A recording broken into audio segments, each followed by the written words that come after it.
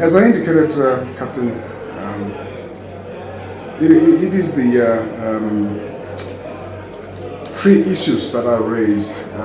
For example, if we could just start at the top with the GI-WACAF conference being held here. It's the 8th session of its kind, and at the top are issues of challenges. Now, the question I would like you to focus on what are the challenges that are there, and specifically with regards to South Africa, but also looking into the region, so that we can then move on to what proposed solutions from a South African perspective are.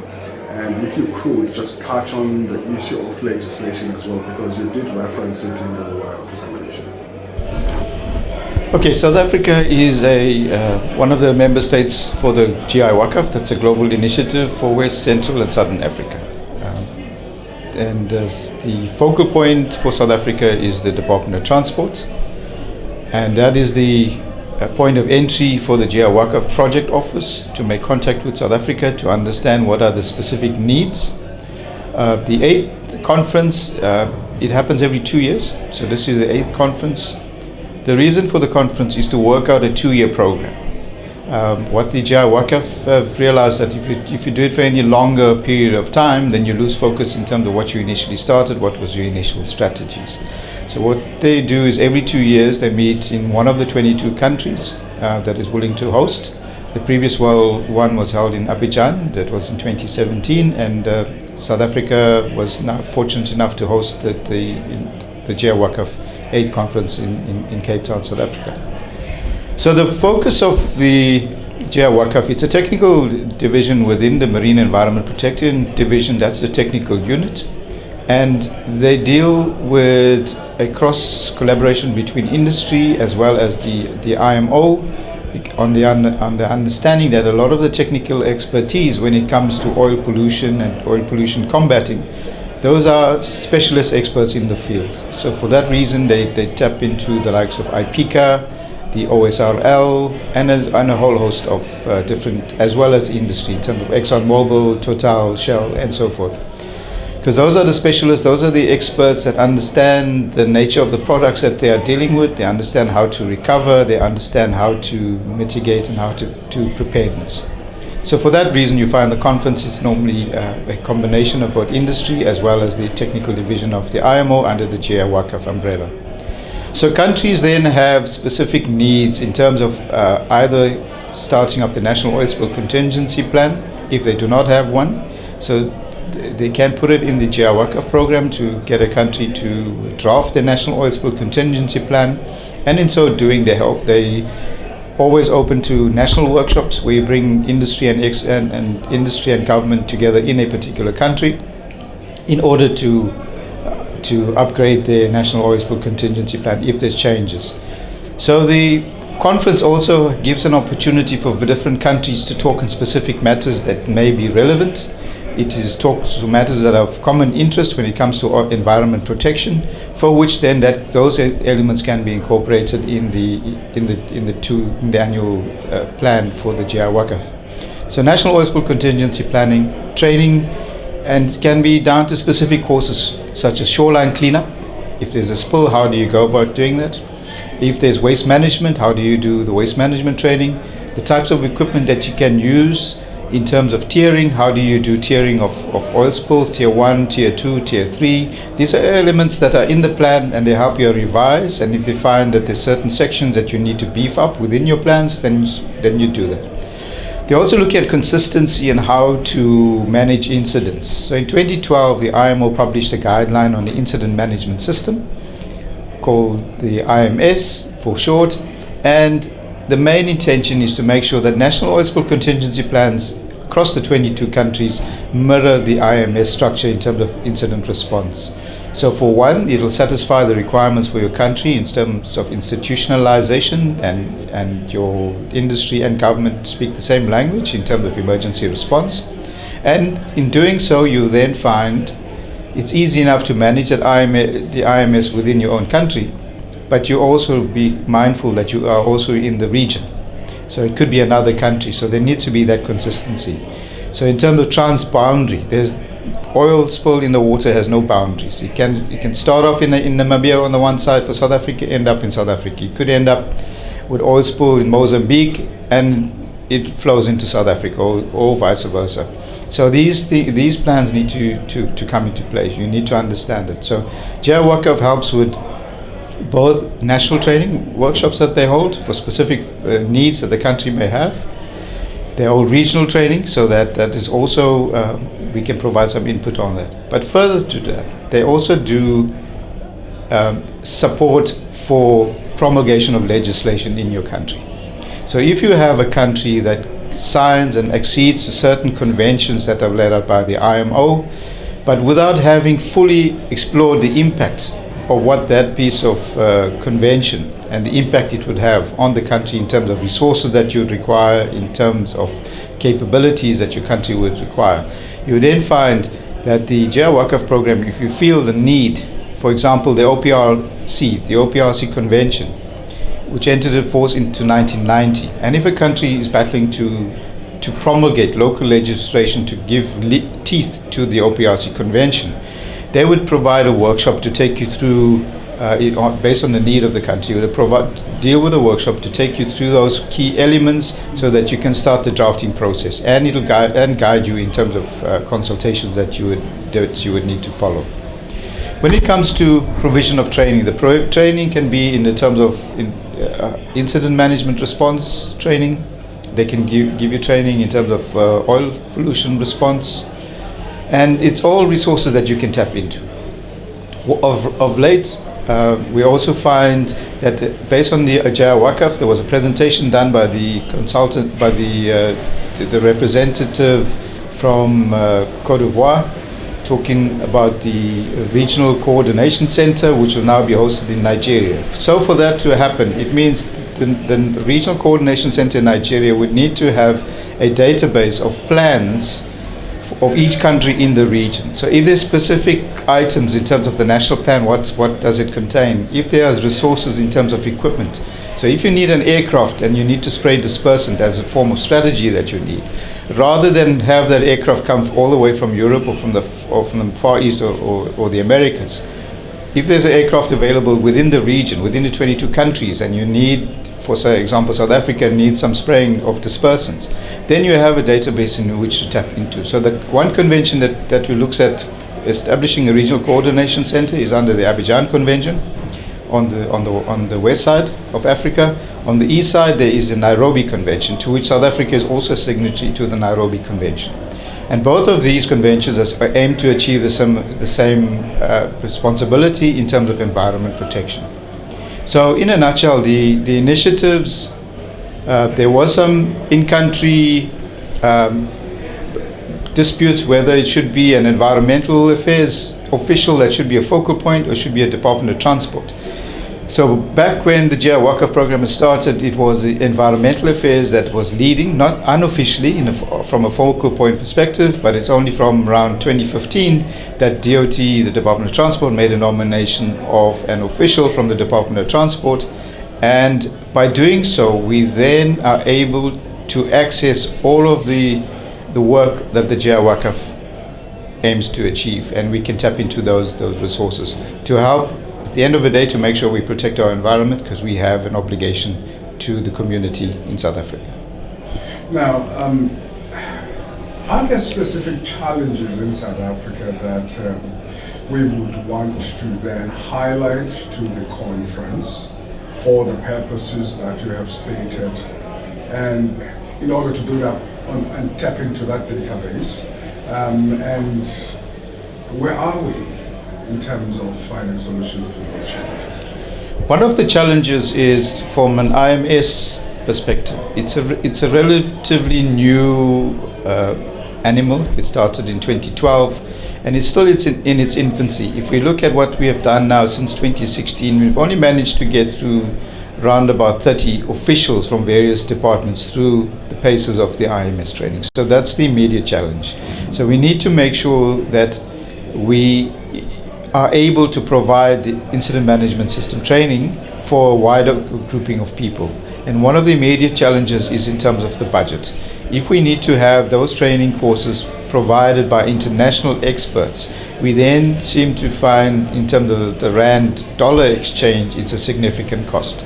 And most departments may have challenges in setting aside for that.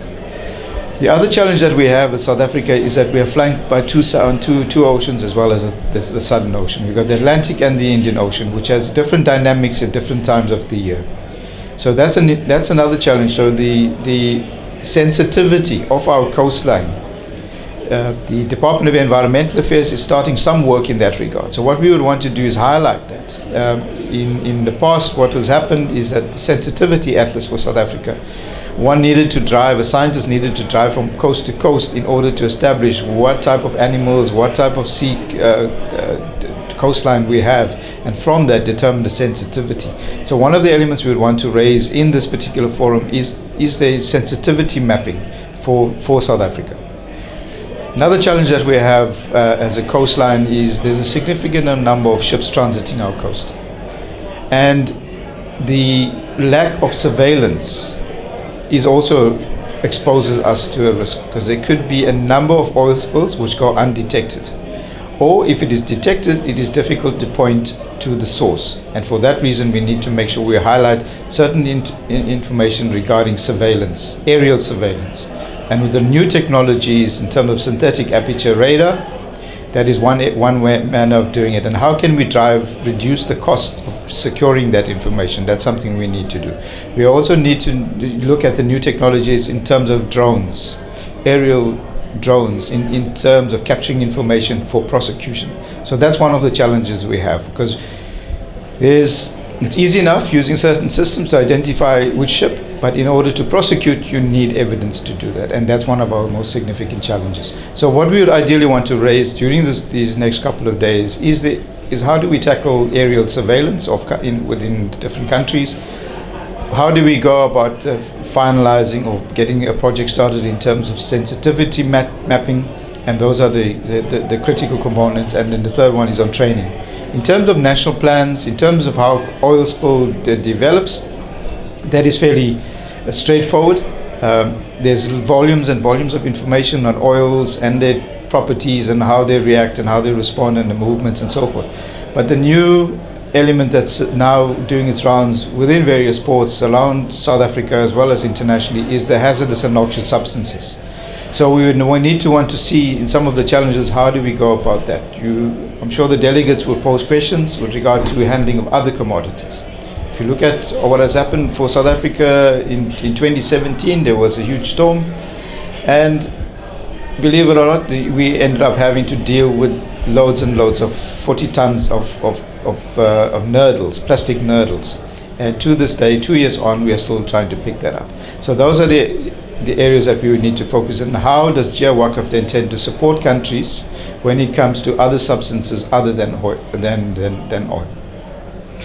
Finally, you mentioned an issue about training. It is my understanding that following to this conference, as it ends on Thursday, the coming week, there will be some training related to some of the issues that you raised. Is that correct? That is correct. We started seeing as though the GI-WACAF and the industry experts were here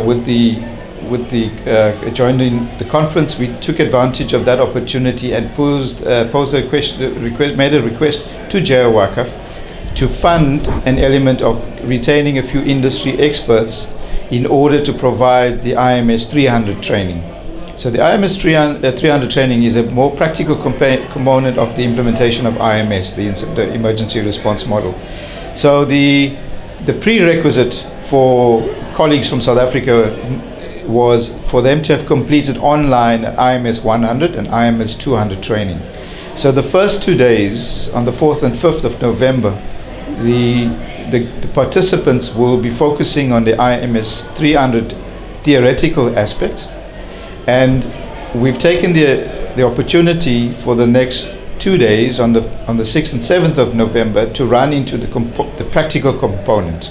So 100 and 200 is theoretical, 300 is practical. So we're killing two birds with one stone in terms of doing the 300 training and at the same time roll it over into IMS 300 training together with the tabletop exercise. So in so doing, we would be able to understand the 5 functions, and we would want the participants to take us through what they call the planning P cycle, where there's an incident that is reported and then go through the series of meetings in order to then come up with an incident action plan and then make sure that each of those functions focus accordingly. So this will be the 3rd exercise.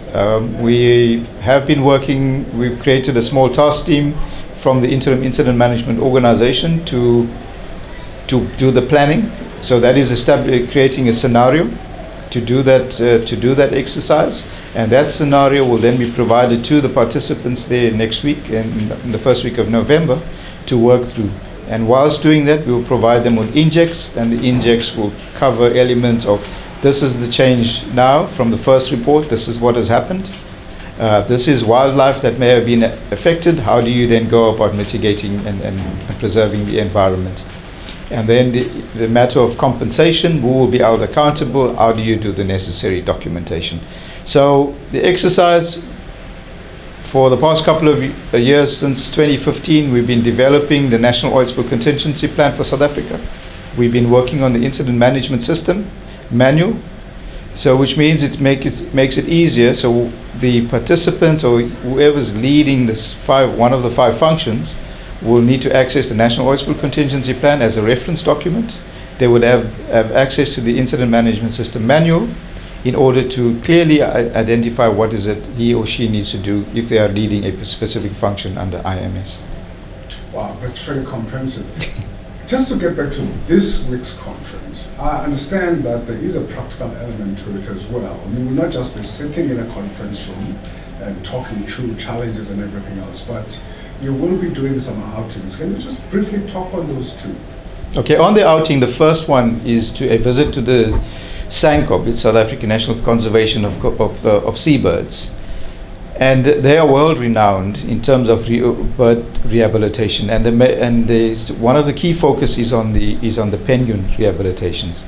And they have, over the past number of years, secured funding. It's a non-government organization, have secured funding, and they have the relevant expertise in order to make sure they can recover birds and then put them through. They've gone as far as creating a little hospital or clinic for them, swimming pools, in order to rehabilitate these coastal birds that may have been affected by oil spills. So there's not many such centers around the world. So for the benefit of the participants here at the GI-WACAF conference is to give them some exposure to look at the activities of SANCOB that is based in Milnerton and the upgrades that they have done to make sure that it becomes a world-class facility. The leadership of SANCOB tend to do a lot of international work in terms of a lot of presentations, so we're taking that opportunity and providing that opportunity to the GI-WACAF visitors to South Africa to be exposed to the SANCOB facility. The second one is on deployment of environmental pollution equipment, and the Department of Environmental Affairs is going to do a practical demonstration of a deployment of a boom in an estuary, one of the lagoons that's out in the Milnerton Way, one of the lagoons out in the Milnerton area. They would then be deploying a boom so that they can give them some practical guidance. Because quite often you find, as decision makers, in a waste response strategy, you need to deploy booms. But have you ever seen one? And that's quite often it's more theoretical. So we would want to give some sort of demonstration, because we find that the participants of the GI-WACAF, in many cases, it's politicians, or they are chief principal officers within their respective offices, so they don't really get to be out in the field. And also, we would also not want to spend 4 days locked in session discussing. So a bit of practical component would also help, a bit of outdoors, and also give an opportunity to get a feel of Cape Town in this case. Well, if you look at them, they'll have, because as we are sitting here, two things happened with the weather. In the 5 minutes we've been chatting, it was windy, and then sunshine, and then rain. So thank you very much. I truly appreciate it. Thank you.